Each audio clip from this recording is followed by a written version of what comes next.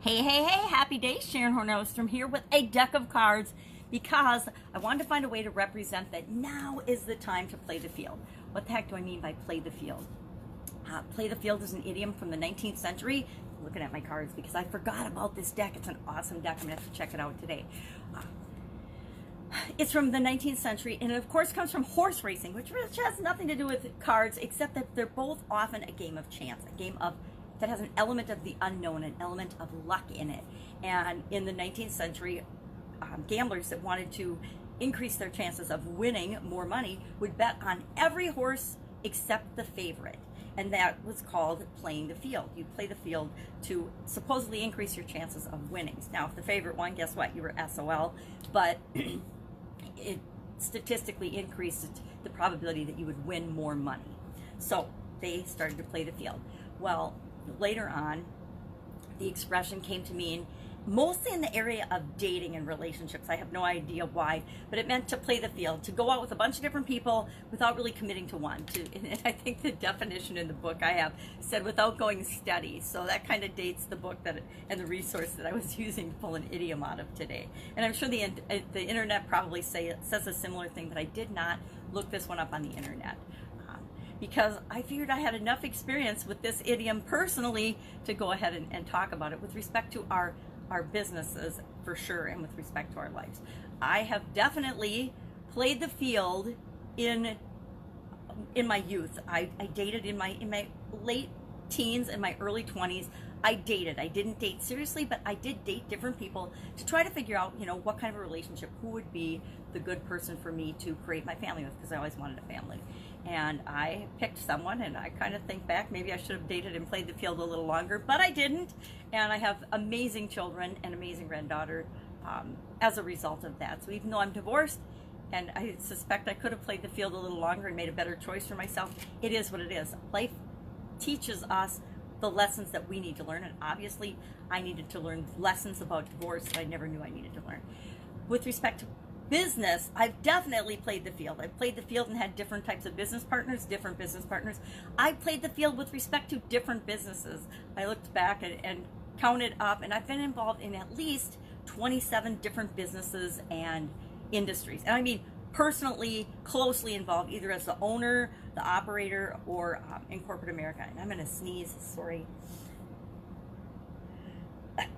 No, I do not have COVID-19 just because I sneeze. I just have a tickle in my nose, which requires a sip of bulletproof coffee.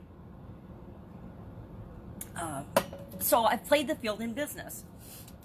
I played the field in life and different areas and aspects of my life. And I think that our life requires that we play the field with respect to making sure we're paying attention, at least a little bit of attention, to each of the seven main, and I say seven main things, and I believe I learned this from Tony Robbins, who learned it from probably Jim Rohn and someone else, but physical, mental, emotional, spiritual, relationships, contribution, and financial. We need to at least pay some attention and play that whole field to each area of our life, or if we don't, guess what?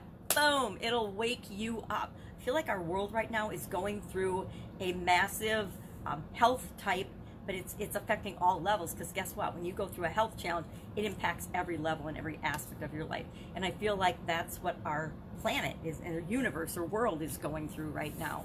And since I've personally been through several of those, I wish only one, but several of those, I think I've learned that there are ways that we can prepare ourselves. There are things that we can do. There are things we must do, and it involves a little bit of playing the field. So how can you play the field in your business to make sure you come out at the end of this pandemic and this situation better off than when you started, better off than when you entered it?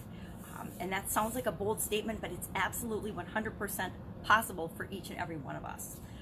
We do that by playing the field. We get curious about what else is possible. We ask ourselves, what have I been doing? Do I love it? And if I don't love it, it's time to get curious and look at other things. Do I love what I've been doing in my business and in my life? And if the answer is no, or if it feels icky in any way, it's time to ask ourselves, what other things can I explore? What other businesses? What other products? What other services? What other things? What other industries is it possible for me to look into, and maybe find out that I'm an okay fit for what I'm doing and what my business is doing? But if we just make a few slight tweaks and changes, we can be in a business that I absolutely am thrilled and excited about every single day.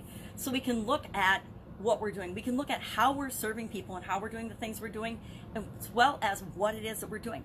People's problems and what we're doing for them has changed dramatically, not over the years like it normally takes, but over a series of days and weeks. And within a month, the things that I know personally, for my own self, the things that I'm concerned about now and worried about and that are problems are totally different than the things I was spending my energy thinking about, worrying about, being concerned about, questioning, looking for solutions for even a couple of weeks ago. And if that's happening to me, I guarantee it's happening to everybody else on the planet. So the people that you serve, how do you need to serve them now? How do you need to show up? You play the field by thinking of all the different possibilities and opportunities and ways in which you can help them now. And we should always really be doing this in our businesses, but we seldom are. So this is a great opportunity to stop, take a deep breath, and reevaluate absolutely everything you've been doing and everything you want to do in the future.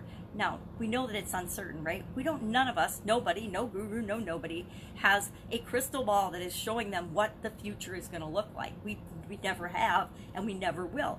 But we can hedge our bets, just like the horse racers, by taking some time and energy to learn, to plan, to grow, to study, to investigate, to find out how we can use what it is that we already have to make the world a better place. So that's it. That's how I recommend you play the field today. Love this expression, love this idiom. I don't know that I've ever actually said or admitted that I play the field, but I guess I actually do, just like pretty much everybody else. Every time we test out and learn something new and try different things on, hey, trying different clothes on at the store, it's kind of playing the field, right? Because you're picking what you are and are not going to select for yourself.